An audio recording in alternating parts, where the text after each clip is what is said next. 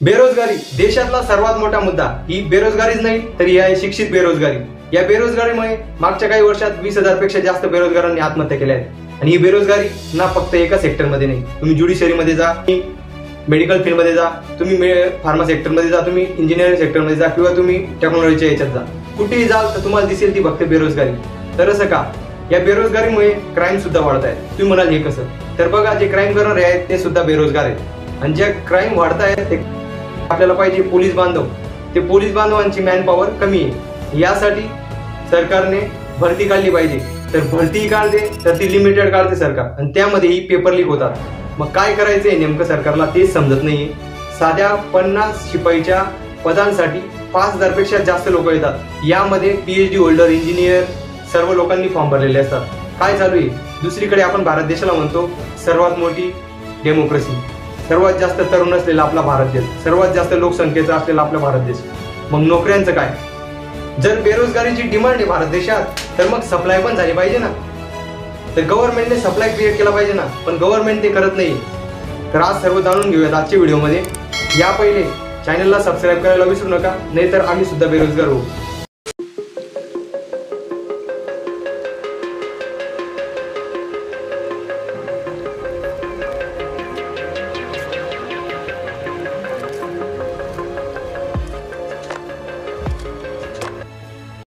वंदे मातरम, मी आझाद पवार। आज जाणून घेणार आहोत बेरोजगारीबद्दल। बेरोजगारी जो भारत देशाचा सर्वात मोठा मुद्दा आहे। NSSच्या डाटानुसार, पण NSS आहे काय? NSS आहे गव्हर्नमेंटची एक बॉडी जी बेरोजगारीबद्दल डाटा पब्लिश करत असते। NSSचा फुल फॉर्म आहे नॅशनल सॅम्पल सर्व्हे ऑफिस। तर मागच्या 5 वर्षात 2 करोडपेक्षा जास्त लोक बेरोजगार झालेले आहेत। NSSच्या डाटानुसार 100% लोकांपैकी 74% लोक बेरोजगार आहेत आणि हा आकडा 2036 पर्यंत 100% लोकांपैकी 98.5% लोक बेरोजगार करणार आहेत। मग काय प्लॅनिंग आहे गव्हर्नमेंटची पुढची? मागच्या 8 वर्षात 22 करोड लोकांनी फॉर्म भरले होते, त्यापैकी फक्त 7 लाख लोकांना नोकऱ्या मिळाल्या आहेत। नोकऱ्या काढता त्याच्यातही दुसरीकडे पेपर लीक होतो। मग काय फायदा तुमचा? आता मागे 2 दिवसापूर्वी महाराष्ट्राच्या बेरोजगारीचा डाटा रिलीज झाला, ज्यामध्ये महाराष्ट्रात 29 लाख पेक्षा जास्त तरुण बेरोजगार आहेत म्हणे। मला तर वाटतं यापेक्षा खूपच जास्त असते। यामध्ये खानदेशातला जळगाव जिल्ह्याने टॉप केलेले आहे। जळगाव जिल्ह्यात 1,74,229 लोक बेरोजगार आहेत। जळगाव जिल्ह्याची लोकसंख्या आहे 42 लाख प्लस। मग काय करते गव्हर्नमेंट? खानदेशमध्ये 3 मंत्री आहे, एक केंद्रीय मंत्री आहे, मग काय करतायत? आणि ही बेरोजगारी नुसती एका पर्टिक्युलर डिपार्टमेंटमध्ये किंवा पर्टिक्युलर सेक्टरमध्ये नाही, तर सर्वीकडे। ज्युडिशरीमध्ये सुद्धा जाल ना तुम्ही तर तिथे शिक्षित बेरोजगार तुम्हाला खूप वकील भेटतील आणि 10 लाख लोकांसाठी फक्त 16 जजेस आहे आपल्या भारतात। विचार करा। आणि केसेस तुम्हाला सांगाल तर तुम्ही शांत बसाल। 5 करोडपेक्षा जास्त केसेस पेंडिंग आहे। आता मागे न्यायपालिकेने काय केलं माहिती का तुम्हाला? पॉलिटिक्स खेळली सर्वांसमोर। दाखवलं की न्यायपालिकेच्या डोळ्यावरची पट्टी हटवली आम्ही आणि हातात संविधान दिलंय, जेणेकरून आता सर्वांना समानतेने न्याय भेटेल असं।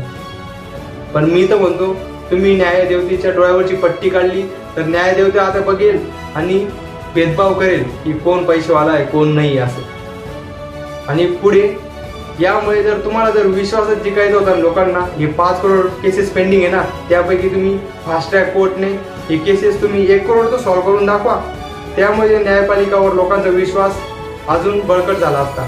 तुम्ही केलं काय? तर न्यायदेवतेच्या डोळ्यावरची पट्टी हटवली। पॉलिटिक्स खेळायला लागली न्यायपालिका पण आता। शिका लोकांनी आणि जागरूक व्हा। सरकारच्या कोणकोणत्या डिपार्टमेंटमध्ये पदं खाली आहेत? तर मी तर म्हणतो प्रत्येक डिपार्टमेंटमध्ये पदं खाली आहेत। तुम्ही रेल्वे सेक्टरमध्ये जा, एज्युकेशन सेक्टरमध्ये जा किंवा फार्मा किंवा मेडिकल फील्डमध्ये जा, तुम्हाला सर्वीकडे गव्हर्नमेंटचे पदं खाली दिसतील, पण ते गव्हर्नमेंटला भरायचे नाही आहेत। केंद्र आणि राज्य मिळून टोटल 70 ते 80 लाख पदं खाली आहेत, पण ते भरायचे नाही आहेत। तर का? कारण त्यांना पगार द्यावा लागेल, त्यांना पेन्शन द्यावं लागेल, त्यांना सोयीसुविधा द्यावा लागतील। मग ते देणार कोण? सरकारचा त्यांचा पैसा जाईल, मग यांना नेत्यांना मजा मारायला कसं भेटेल? याकडेही लक्ष दिलं गेलं पाहिजे, लोकांनी आवाज उठवला पाहिजे। बेरोजगारी एका कीड किड्यासारखी होऊन गेली। एकदाच कीड लागलं तर ती वाढतच जाते। आता ते AIचा क्रेज आलेला आहे, ते AI मुळे खूप मोठ्या प्रमाणात बेरोजगारी वाढत आहे। मग तुम्ही कोणत्याही याच्यात जा, तिथे AIचा यूज केला जात आहे सध्या।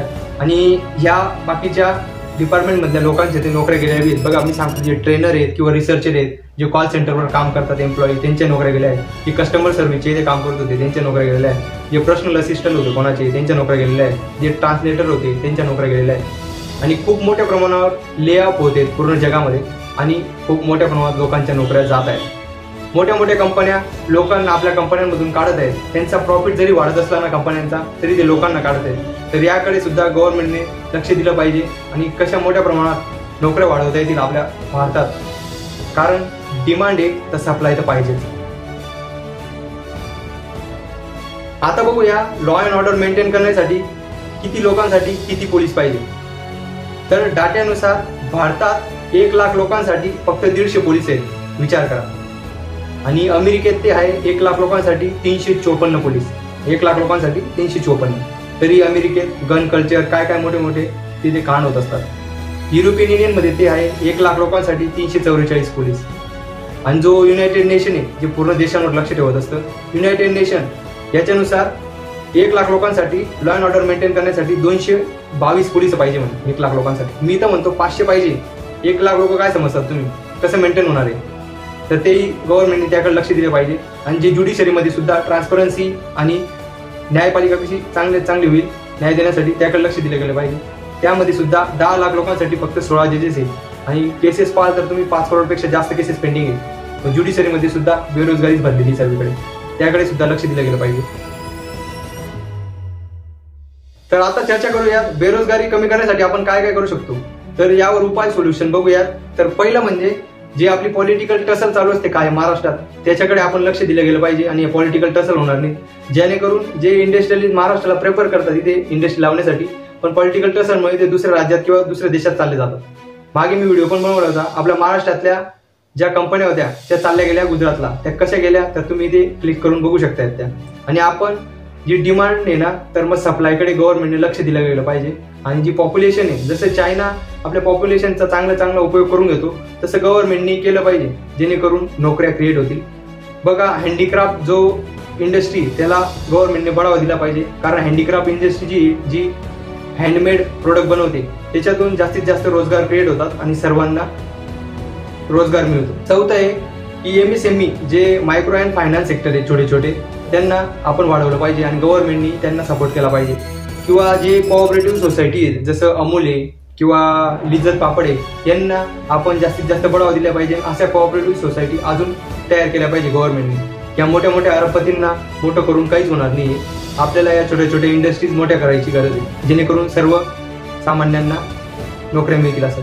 आणि ज्या गव्हर्नमेंटकडे जागा खाली आहेत सरकारी जागा, त्या लवकरात लवकर गव्हर्नमेंटने भराव्या. केंद्र आणि राज्य मिळून 70 ते 80 लाख जागांच्या पदं खाली आहेत, पण गव्हर्नमेंट त्या काही भरायला तयार नाही या. आणि सर्वात महत्त्वाचं म्हणजे गव्हर्नमेंटने ऍक्शन मोडवरून याकडे लक्ष दिलं गेलं पाहिजे. आणि याहूनही सर्वात महत्त्वाचं म्हणून माणसांनी, जे लोक आहे त्यांनी जागरूक झालं पाहिजे. आपल्या प्रश्नांसाठी लढता आलं पाहिजे, प्रश्न विचारले पाहिजे. एवढंच सांगेल. वंदे मातरम. जय हिंद.